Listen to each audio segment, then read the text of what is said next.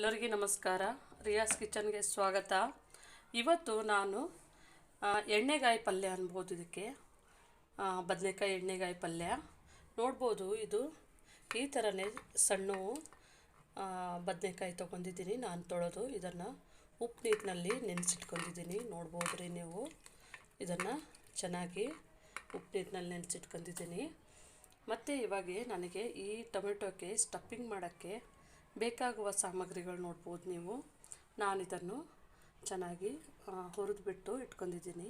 ಶೇಂಗದ ಕಾಳು ಸ್ವಲ್ಪ, ಮತ್ತು ಇದು ಎಳ್ಳು, ಅನ್ಪಾಲಿಶ್ ಎಳ್ಳು ತೊಗೊಳ್ರಿ, ಪಾಲಿಶ್ ಎಳ್ಳು ತೊಗೋಬೇಡ್ರಿ, ಅನ್ಪಾಲಿಶ್ ಎಳ್ಳು ಒಳ್ಳೆಯದು. ಮತ್ತು ಇಲ್ಲಿ ಒಣ ಕೊಬ್ಬರಿ ನೋಡ್ಬೋದು ನೀವು. ಈ ಸ್ಟಫಿಂಗ್ಗೆ ನಮಗೆ ಬೇಕಾಗುವಂಥದ್ದು ಇವು ಮೂರು. ಮತ್ತು ಇಲ್ಲಿ ನೀವು ಖಾರದ ಪುಡಿ ನೋಡ್ಬೋದು. ಒಂದು ಇದು ಬ್ಯಾಡಗಿ ಮೆಣಸಿನ್ಕಾಯ್ದು, ಮತ್ತಿದು ನಮ್ಮದು ಮನೆಯಲ್ಲಿ ಸಾಂಬಾರು ಮೆಣಸಿನ್ಕಾಯ್ದು ಅಚ್ಚ ಖಾರದ ಪುಡಿ ಇದೆ. ಇವೆರಡು ಮಿಕ್ಸ್ ಮಾಡೋದು. ಒಂದು ಇದು ಅರ್ಧ ಸ್ಪೂನಷ್ಟು, ಇದು 1 ಸ್ಪೂನಷ್ಟು ತೊಗೊಂಡಿದ್ದೀನಿ. ಮತ್ತು ಇಲ್ಲಿ ನಾನು ಮೀಡಿಯಮ್ ಸೈಜಿಂದು 4 ಈರುಳ್ಳಿ. ನಾವು ಇದು ಸ್ಟಫಿಂಗ್ ಮಾಡಬೇಕಾದ್ರೆ ನಾವು ಇದು ಈರುಳ್ಳಿದೆ, ನಮಗೆ ಇದು ಟೊಮೆಟೊದೇ ಸ್ಟಫಿಂಗು. ನಾವು ಮೇಲ್ಗಡೆ ನೀರೇನೂ ಹಾಕ್ಕೊಳ್ಳೋದಿಲ್ಲ. ಈ ಒಂದು ಟೊಮೆಟೊ ಒಳಗೆ ನಾವು ಸ್ಟಫಿಂಗನ್ನು ಮಿಕ್ಸಿಗೆ ಹಾಕೋದು ಮಾಡಬೇಕು. ಮತ್ತು ಬೆಳ್ಳುಳ್ಳಿ, ಮತ್ತು ಇಲ್ಲಿ ನೋಡ್ಬೋದು ನೀವು ಜೀರಿಗೆ ಇದೆ. ಈ ಜೀರಿಗೆ ಮತ್ತು ಬೆಳ್ಳುಳ್ಳಿ ಟೊಮೆಟೊ ಜೊತೆನೇ ನಾವು ರುಬ್ತೀವಿ ರೀ ಹಾಕ್ಕೊಂಡು.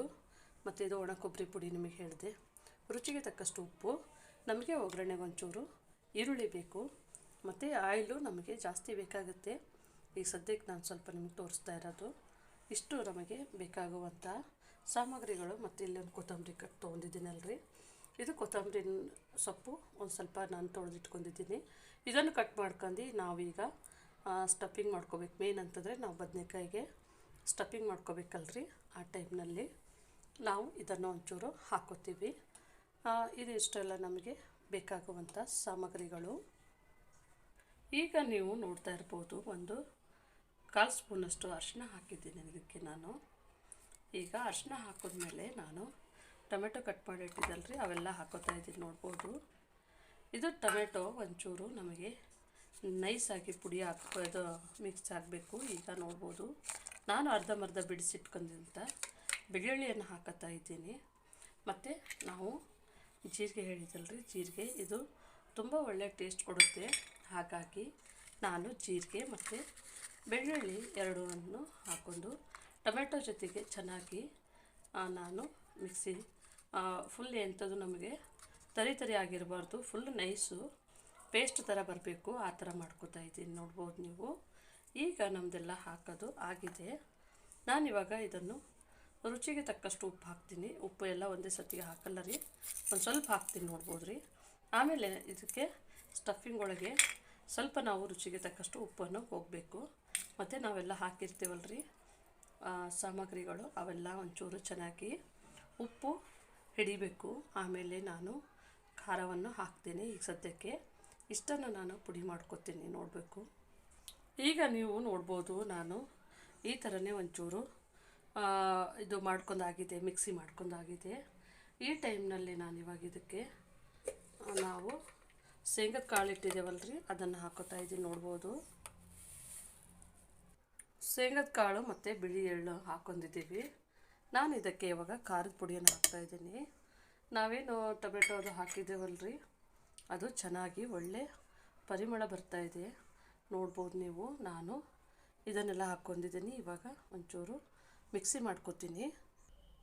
ಈಗ ನೋಡ್ಬೋದು ನಮ್ಮದು ಈಗ ನಾವು ಸ್ವಲ್ಪ ಮಿಕ್ಸಿ ಮಾಡ್ಕೊಂಡಿದ್ದೇವೆ. ಇದಕ್ಕೆ ನಾನಿವಾಗ ಕೊತ್ತಂಬರಿ ಸೊಪ್ಪು ಹಾಕ್ತಾಯಿದ್ದೀನಿ. ಇದನ್ನ ಹಾಕ್ಕೊಂಡು ನಾವು ಮಿಕ್ಸಿ ಮಾಡ್ಕೋಬೇಕು ಚೆನ್ನಾಗಿ. ಈಗ ಒಣ ಕೊಬ್ಬರಿ ಪುಡಿ ಹಾಕ್ಕೊಳ್ಳೋಣ. ನಿಮ್ಮಲ್ಲಿ ಒಣ ಕೊಬ್ಬರಿ ಪುಡಿ ಇಲ್ಲ ಅಂತಂದರೆ ನೀವು ಇದು ನಮ್ಮ ಹತ್ರ ಇರ್ತದಲ್ರಿ ಮಾಮೂಲಿ ಒಣ ಕೊಬ್ಬರಿ, ಆ ಥರ ಅದನ್ನು ಒಂಚೂರು ಬಿಸಿ ಮಾಡಿಬಿಟ್ಟು ಹಾಕೊಂಡ್ರೆ ಸಾಕು, ಚೆನ್ನಾಗಿರುತ್ತೆ. ಆಪ್ಷನ್ನು ನೀವು ಬೇಕಿದ್ರೆ ಹಾಕೋಬೋದು. ಇಲ್ಲ ಅಂತಂದರೆ ಬಿಳಿ ಎಳ್ಳು ಇದು ಟೇಸ್ಟ್ ಚೆನ್ನಾಗಿರ್ತದೆ ಅನ್ನೋ ಸಲುವಾಗಿ ನಾವು ಇಷ್ಟೆಲ್ಲ ಹಾಕ್ಕೊಂಡು ನಾವು ಇದನ್ನು ಚೆನ್ನಾಗಿ ಮಿಕ್ಸಿ ಮಾಡ್ಕೊಳ್ಳೋಣ. ಈಗ ನೋಡ್ಬೋದು, ನಾನು ಮಿಕ್ಸಿ ಮಾಡ್ಕೊತಾ ಇದ್ದೇನೆ ಮುಚ್ಚಳ ಮುಚ್ಚಿ. ನೀವು ನೋಡ್ಬೋದು ನಮ್ಮದು ಈ ಥರ ಆಗಿದೆ. ಇದು ಒಂದು ಸ್ವಲ್ಪ ಇನ್ನೂ ಸ್ವಲ್ಪ ತರಿಯಾಗಿ ಇದೆ. ಇದನ್ನು ನಾನು ಚೆನ್ನಾಗಿ ಇನ್ನೊಂದು ಸ್ವಲ್ಪ ನೈಸಾಗಿ ಪೇಸ್ಟ್ ಮಾಡ್ಕೊತೀನಿ ರೀ. ಇದು ನೀರು ಹಾಕಬಾರ್ದು ರೀ. ಇದು ನಾವು ಹಾಕಿವಲ್ರಿ ಟೊಮೆಟೊ, ಅದರೊಳಗೆ ಚೆನ್ನಾಗಿ ಫ್ರೈ ಆಗಬೇಕು. ಇದು ಚೆನ್ನಾಗಿ ಮಿಕ್ಸಿ ಹಾಕಬೇಕು. ಅದು ಟೊಮೆಟೊ ಬಿಟ್ಟು ಮತ್ತೇನಿಲ್ಲ. ನಿಮಗೆ ಕಡಿಮೆ ಅನ್ನಿಸ್ತಾರೆ ಮತ್ತೆ ಒಂದು ಟೊಮೆಟೊ ಹಾಕೋಬೋದು. ಮಧ್ಯಕ್ಕೆ ನೀರು ಕಡಿಮೆ ಆದಾಗ ನೀವು ಒಂದು ಟೊಮೆಟೊ ಹಾಕೋಬೋದು. ನೀವು ನೋಡ್ಬೋದು ನಾನು ಮತ್ತೆ ಮಿಕ್ಸಿ ಮಾಡ್ಕೊಂಡಿದ್ದೀನಿ. ನೋಡ್ಬೋದು ನಮ್ಮದು ನೈಸಾಗಿ ಆಗಿದೆ ರೀ.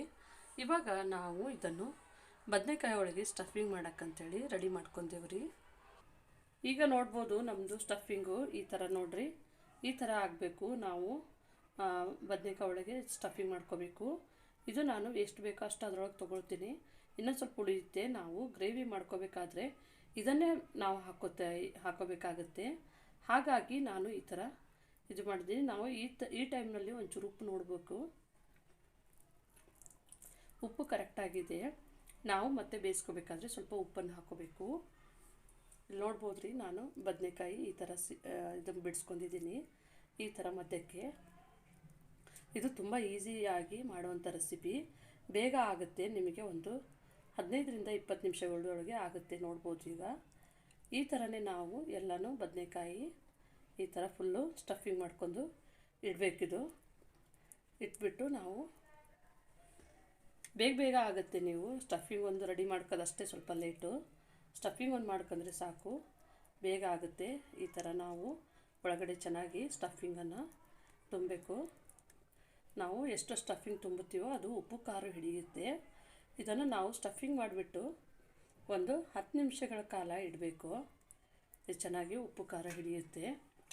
ಆಮೇಲೆ ನಾವು ಇದನ್ನು ಮಾಡ್ಬೋದು. ಇಲ್ಲಿ ನೋಡ್ಬೋದು ರೀ, ಇಷ್ಟು ಚೆನ್ನಾಗಿ ಆಗುತ್ತೆ. ಇದು ಅಕ್ಕಿ ರೊಟ್ಟಿಗೆ ಮತ್ತು ಚಪಾತಿಗೆ, ಪಲ್ಯಕ್ಕೆ, ಪರೋಟಕ್ಕೆ ಚೆನ್ನಾಗಿರುತ್ತೆ.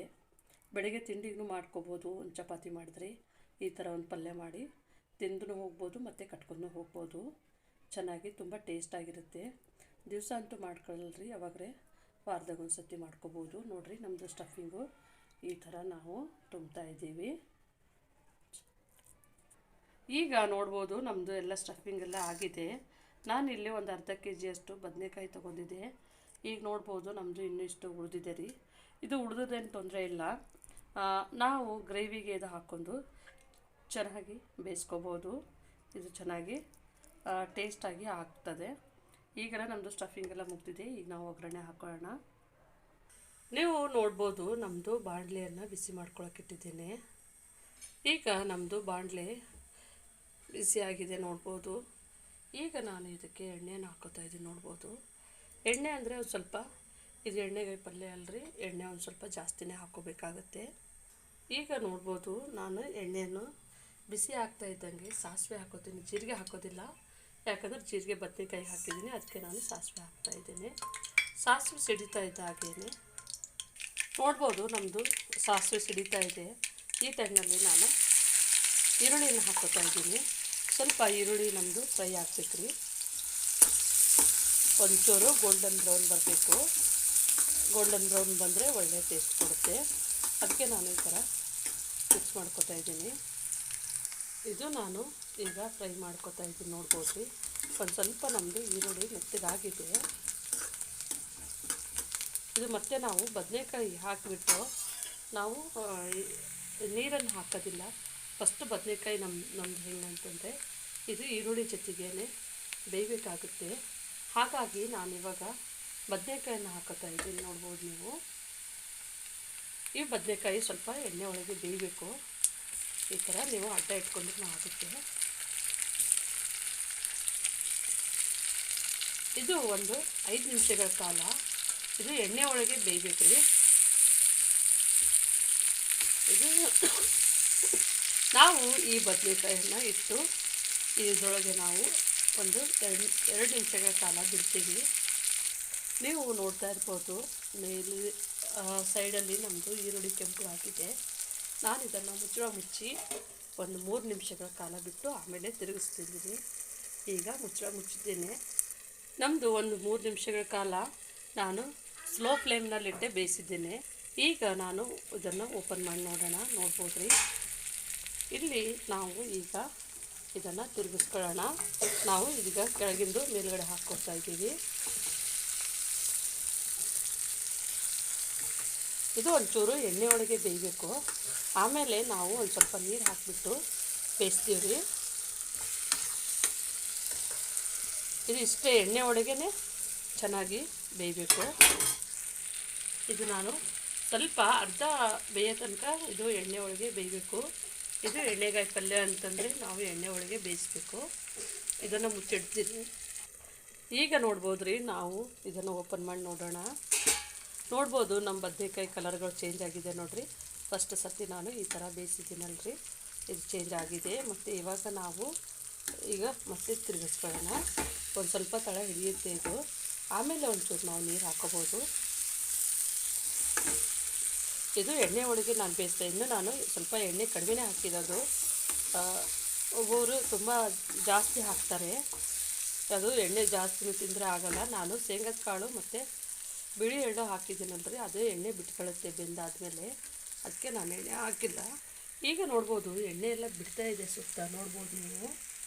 ಈ ಟೈಮ್ನಲ್ಲಿ ನಾನು ಸ್ಟಫಿಂಗ್ ಇಟ್ಕೊಂಡಿದ್ದೆ ಅಲ್ರಿ, ಅದಿಷ್ಟು ಹಾಕ್ತಾಯಿದ್ದೀನಿ. ಇದು ನಮಗೆ ರೊಟ್ಟಿಗೆ ಚಪಾತಿಗೆ ಗ್ರೇವಿ ಥರ ಹಾಕಬೇಕಲ್ರಿ.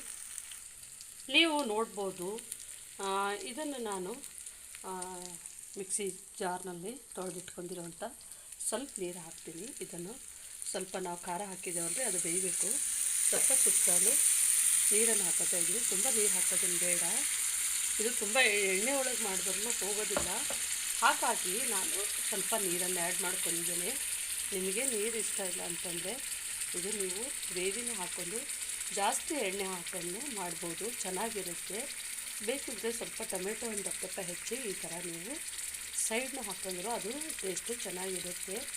ಈಗ ನೋಡ್ಬೋದು ನೀವು, ನಾನು ಇದನ್ನು ಚೂರು ಕೆಳಗಡೆ ನೀರು ಹೋಗ್ಬೇಕಲ್ರಿ, ಹಾಗಾಗಿ ಸ್ವಲ್ಪನೇ ಇದನ್ನು ನಾನು ಮಧ್ಯದವರೆಗೂ ನೀರು ಹೋಗುವಂತೆ ಸ್ವಲ್ಪ ಇದನ್ನು ಮಿಕ್ಸ್ ಮಾಡಿಡ್ತಾ ಇದ್ದೀನಿ. ನೋಡ್ಬೋದು ನೀವು, ಇದು ತಳ ಏನು ಹಿಡ್ದಿಲ್ಲ ನಮ್ಮದು.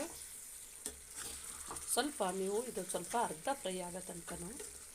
ಈಗ ನಾನು ಇನ್ನೊಂದು ಸ್ವಲ್ಪ ಉಪ್ಪು ಇಟ್ಕೊಂಡಿದ್ದು ನೋಡಿರಿ, ಆ ಉಪ್ಪು ಸಹ ಈಗ ಹಾಕ್ತಾಯಿದ್ದೀನಿ. ನೋಡ್ಬೋದು ಸ್ವಲ್ಪ ಸುತ್ತಲೂ ಹಾಕ್ತಾಯಿದ್ದೀನಿ. ಇದು ಸ್ವಲ್ಪ ಎಣ್ಣೆ ಅಂಶನೇ ಇರುತ್ತೆ. ಇದು ನೀವು ಮನೆಯಲ್ಲಿ ವಾರಕ್ಕೆ ಒಂದು ಸರ್ತಿ ಮಾಡಿ ತಿಂದ್ರೂ ಏನು ತೊಂದರೆ ಇಲ್ಲ, ಚೆನ್ನಾಗಿ ಟೇಸ್ಟಾಗಿರುತ್ತೆ. ಈಗ ನೀವು ನೋಡ್ಬೋದು ನಾನು ಮುಚ್ಚಳ ಮುಚ್ಚಿ ನೋಡಿರಿ, ಎಣ್ಣೆ ಎಲ್ಲ ಬಿಟ್ಕೊಂಡಿದೆ.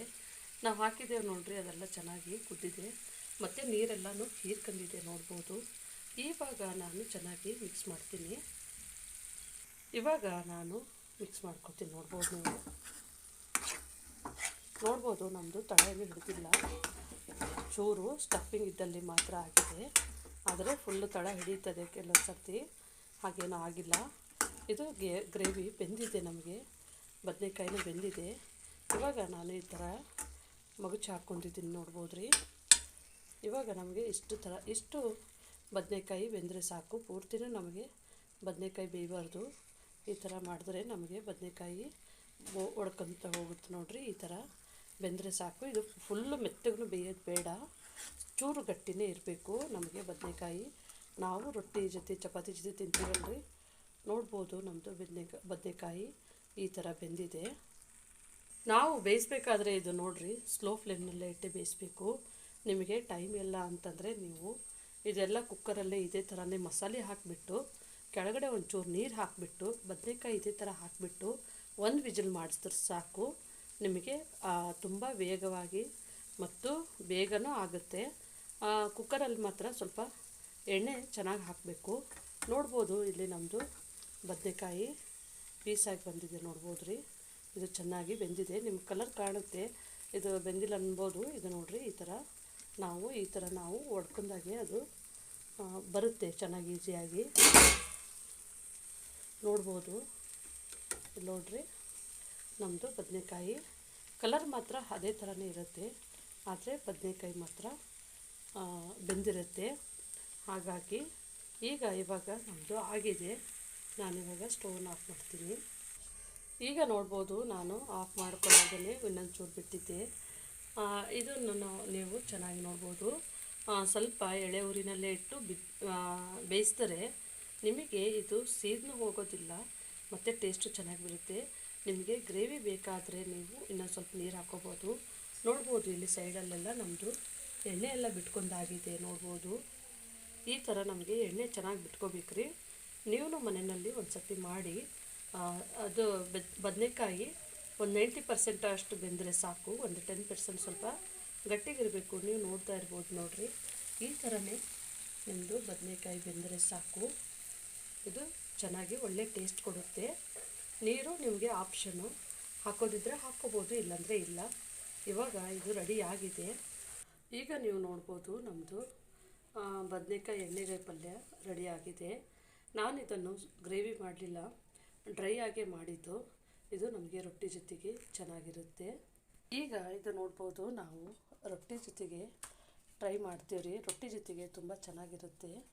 ಇದು ನಾನು ಇಲ್ಲಿ ಓಪನ್ ಮಾಡಿ ತೋರಿಸ್ತೀನಿ. ನೋಡ್ಬೋದು ಬಿಸಿ ಇದೆ. ನೋಡ್ಬೋದು ನಾವು ಈ ಥರ ನೋಡ್ರಿ ಎಷ್ಟು ಚೆನ್ನಾಗಿ ಈ ಥರ ಬಂದಿದೆ. ಇದು ಸ್ವಲ್ಪ ಎಳೆ ಉರಿನಲ್ಲಿಟ್ಟು ಬೇಯಿಸ್ಬೇಕ್ರಿ. ನೋಡಿರಿ ಈ ಥರ ನಮ್ಮದು ಚೆನ್ನಾಗಿ ತುಂಬ ಬೆಂದಿಲ್ಲ, ಇಷ್ಟೇ ಕರೆಕ್ಟಾಗಿ ಇದೆ. ಮತ್ತು ಇದು ಒಳ್ಳೆ ಪರಿಮಳ ಬರುತ್ತೆ ನಿಮಗೆ ಲಾಸ್ಟಿಗೆ ಬೆಂದಾಗ. ನೋಡ್ಬೋದು ನಮಗೆ ರೊಟ್ಟಿ ಜೊತೆಗೆ ಚಪಾತಿ ಜೊತೆಗೆ ಚೆನ್ನಾಗಿದೆ. ನೀವು ಮನೆಯಲ್ಲಿ ಇದೇ ಥರನೇ ಮಾಡ್ಕೊಳ್ಳಿ. ನಮ್ಮ ಚಾನಲ್ಗೆ ಸಬ್ಸ್ಕ್ರೈಬ್ ಆಗಿ ಮತ್ತು ಲೈಕ್ ಮಾಡಿ, ಶೇರ್ ಮಾಡಿ. ವಿಡಿಯೋವನ್ನು ನೋಡಿದ್ದಕ್ಕಾಗಿ ಧನ್ಯವಾದಗಳು.